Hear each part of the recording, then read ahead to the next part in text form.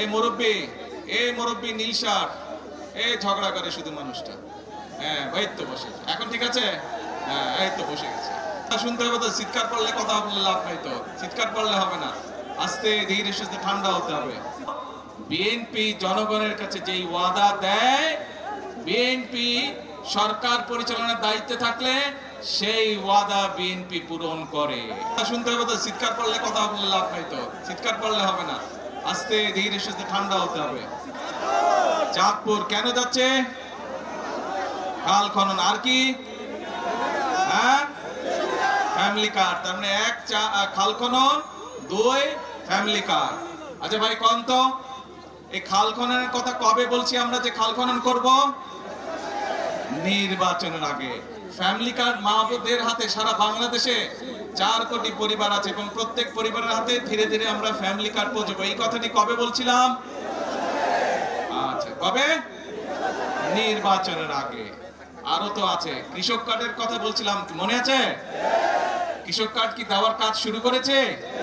কবে বলছিলাম? নির্বাচনের আগে। তারপরে এখানে আসার সময় দেখলাম বিভিন্ন মসজিদ মাদ্রাসার ইমাম সাহেবদের, খতিব সাহেবদেরকে, তাদের ব্যাপারে একটা কথা বলছিলাম, বলেন তো কি বলছিলাম? আমরা বলছিলাম তাদেরকে আমরা সম্মানের ব্যবস্থা করব। সেই কাজও আমরা কি শুরু করেছি? সেই কাজও আমরা শুরু করেছি। বাংলাদেশে প্রায় 7,000 মসজিদ বলেন, মাদ্রাসা বলেন বা বিভিন্ন অন্য ধর্মের যেগুলো প্রতিষ্ঠান আছে, সেখানে যারা ধর্মীয় গুরু আছেন তাদেরকে আমরা রাষ্ট্রের পক্ষ থেকে সম্মানের ব্যবস্থা করেছি। তার মানে দাঁড়ালো কি, যে কয়টা বললাম, আমরা দেশের মানুষকে বলেছিলাম খাল খনন করব, আপনারাই বললেন কাজ শুরু করেছি। দেশের মানুষকে আমরা বলেছিলাম আমরা মা বোনদের হাতে ফ্যামিলি কার্ড পৌঁছে দেব, সেটাও তো শুরু হয়েছে নাকি?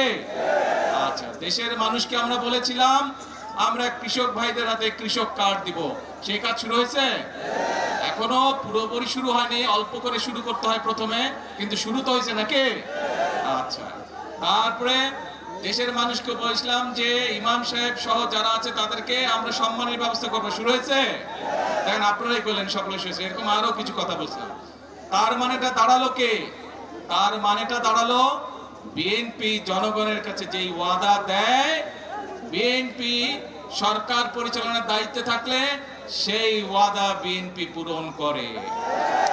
আমি এখানে সেই 2001 সালের নির্বাচনে আমি বরুড়াবাসীর সামনে দাঁড়িয়ে বলেছিলাম যে বরুড়া আর আমার জেলা বগুড়া দুটো উচ্চারণ অনেক কাছাকাছি।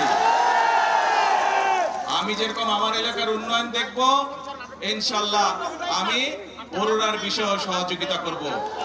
কথা রেখেছিলাম আমরা সেই সময়। আপনাদের এখানে প্রচুর সেই সময় রাস্তাঘাট, স্কুল, কলেজ, ব্রিজ, কালভার্ট তৈরি হয়েছিল কিন্তু এলাকার মানুষের যোগাযোগের জন্য, সুবিধার জন্য। এখন প্রিয় ভাই বোনেরা, যেই কথাটি বলছিলাম, অর্থাৎ বিএনপি দেশের জনগণকে যেই কথা দেয়, বিএনপি চেষ্টা করে মানুষের সামনে সেই ওয়াদাটি রক্ষা করার জন্য। আমরা গত 16-17 বছর ধরে এই মুরব্বী নীল শার্ট, ঝগড়া করে শুধু মানুষটা। হ্যাঁ ভাই তো বসে এখন ঠিক আছে। হ্যাঁ এই তো বসে গেছে। তো এখন মূল কথা হচ্ছে যে এই যে আমরা দেখেন গত 16-17 বছর আপনাদের ভোট দেওয়ার অধিকার ছিল দেশের মানুষের, ভোট মানুষ দিতে পারে নাই। কেউ যদি সরকারের বিরুদ্ধে কথা বলতো কি করত? গুম হয়ে যেত, মামলা হইতো, এসে ধরে লয়ে যেত, হইতো না? দেশের মানুষ 2024 সালের ছাত্র জনতার অভ্যুত্থানে যারা এসব করতো তাদেরকে দেশ থেকে বিতাড়িত করেছে। এখন আমাদের কাজটা কি? আমাদের মূল কাজ হচ্ছে আমরা আন্দোলন করেছি, সংগ্রাম করেছি, বাংলাদেশের মানুষ আন্দোলন করেছে, সংগ্রাম করেছে, বহু মানুষ শহীদ হয়েছে, বুকে তাজা রক্ত ঢেলে দিয়েছে দেশের মানুষের গণতন্ত্র প্রতিষ্ঠিত করার জন্য। আজ আলহামদুলিল্লাহ আল্লাহর রহমতে দেশে গণতন্ত্র প্রতিষ্ঠিত হয়েছে।